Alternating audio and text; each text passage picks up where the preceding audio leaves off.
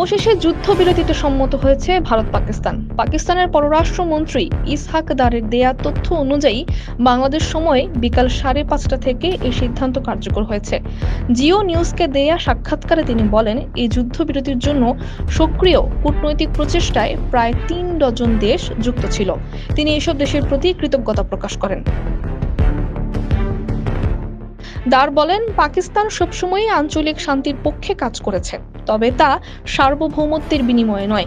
এর আগে তিনি সামাজিক মাধ্যমে যুদ্ধবিরতির বিষয়টি নিশ্চিত করেন। ভারতের পক্ষ থেকেও বিকেল 5টা থেকে যুদ্ধবিরতির বিষয়টি আনুষ্ঠানিকভাবে জানানো হয়।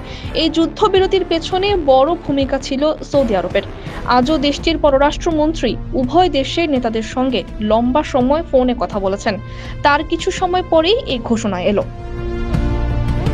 আপনার স্বপ্নগুলো আকাশ ছুবে প্রবাসীর হেলিকপ্টারের মাধ্যমে। বিয়ে, জন্মদিন অথবা যে কোনো বিশেষ প্রয়োজনে হেলিকপ্টার ভাড়া করতে যোগাযোগ করুন স্ক্রিনে দেয়া নাম্বারে। প্রবাসীর হেলিকপ্টার, নিরাপদ ও সাশ্রয়ী বাহনের বিশ্বস্ত নাম।